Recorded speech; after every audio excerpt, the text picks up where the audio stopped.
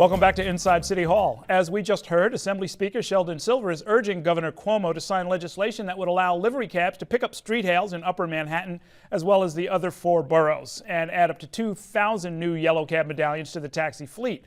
Now, some advocates have urged the governor not to sign the bill, but the city is counting on an estimated $1 billion in new revenue that the sale of the new medallions would bring. So, will the governor sign the taxi bill or an amended version of it? Here to discuss that question and more are the 4 members of our Consultants Corner. We've got Republicans Kellyanne Conway and Kevin Fullington, and Democrats Patrick Jenkins and Evan Stavisky. Welcome to all of you. So you heard what the speaker had to say. It's going to all end up in Cuomo's lap. It's $1 billion, and the speaker even sort of pointed out that this could mean layoffs for teachers if they don't get the $1 billion. Puts a lot of pressure on the governor, doesn't it? Yeah. And do you think he folds under that pressure, or does it make him think, or do we get a bill? What do you think? Well, I don't think it makes him fold. Do we get to hell cabs? Yeah. I'm in Brooklyn, you're in Queens. Exactly. Do we get a ride to once in a while to where we want to go? In a black car? No, I wouldn't call it folding. I think that the governor is probably not going to let the perfect get in the way of the good. And as you know, in the outer boroughs and some of these communities, you are hard pressed to find a yellow cab if you're standing in any of the major commercial strips.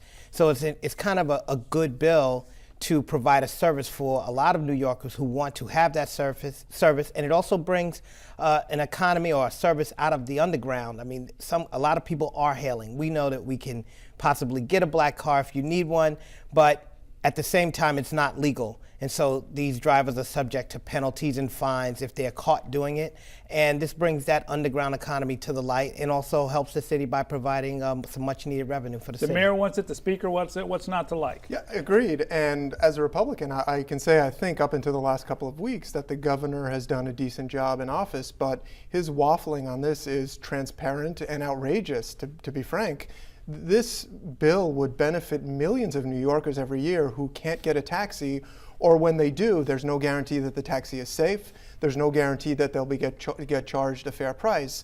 And this bill will resolve those problems and will generate incredible revenue for the city that is needed. And I don't see this is a common sense bill. I don't see why the governor will go back on his word to the mayor. He gave the mayor his word that he would sign this. I don't know why he's waffling, except that the special interests have gotten to him. The taxi cab industry is very powerful, and they've been working double time on this. And it'll be an incredible disappointment if the governor bends to their desires, and it'll be a bad day for New York. This is the type of populist issue that can really make or break a leader in the eyes of millions of his constituents. Sometimes legislation is really trying to examine something. Do we need it? Let's do a study. Let's have a commission. The need is now. The need is here. We need more cabs, not more Starbucks. We need more cabs, and we need them everywhere in New York City. Anybody who's ever been in the outer boroughs can appreciate that, of course, but also anybody who's ever stood in the rain at a certain time going in a certain direction in Manhattan can appreciate that. There must be something else going on here. There must be something personal. And I think the governor needs to act swiftly on this, because there were a couple stories that his father has a conflict. Maybe his father is against it. Not intimating anything there, except that that's another incentive to sort of be decisive and maybe make good on that promise. Mm-hmm.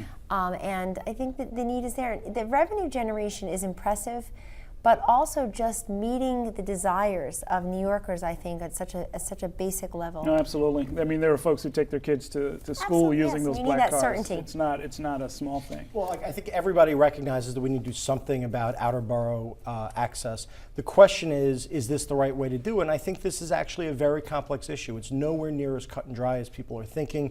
Certainly, you have people, as folks talked about in the taxi industry, who have invested millions and millions of dollars, and you need to recognize that there have been investments there, and government should recognize that. But I think the bigger issue here is the one that the governor's talked about, which is of the 2,000 medallions that are supposed to be issued, I believe somewhere between 1,500 and all 2,000 will require those cabs to be accessible to the disabled. But of the tens of thousands of livery permits that will be issued, none will have to be accessible to the disabled. And I think that's a legitimate point that we need to address, because everyone needs to have access to a taxi the same way that I do growing up in Whitestone with an apartment in Flushing. You can't get a yellow cab, you can only dial.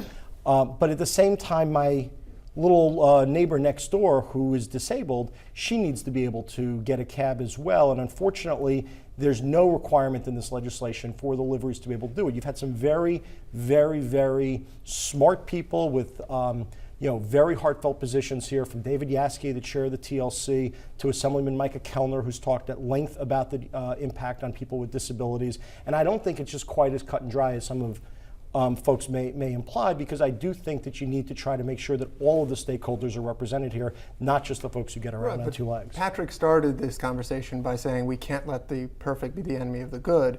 And I agree that it's an important issue that the disabled should have access, but it's completely phony on behalf of the governor to bring it up at this 12th hour as his reason for not signing this bill. There is nothing to stop the governor from proposing a separate bill that requires X% of livery cabs going forward to be accessible. That's not a reason to let this bill die. The mayor said this is a once-in-a-generation opportunity to get this passed. I believe that, and the time is now or it's never going to happen. All right. I was just going to say, putting aside what the governor has said specifically, it's also no requirement that the livery permits in the for the outer borough street hails and the sale of 2,000 new taxi medallions have to happen in the same piece of legislation either. The sale of the medallions only had to take place before the end of the city fiscal year, which is 7 months from now. There's no actual requirement that it happen by the end of this year, and there's no requirement to be in the same bill. So that's interesting. So we'll see what happens. It is going to be on the governor's desk. He has 10 days now. I think the clock starts today. Right. So we shall see. Let's take a break. We're going to have more with our consultants in just a moment. We got some big national politics to talk about. Later on, I'll tell you how you can comment on tonight's program. Stay with us.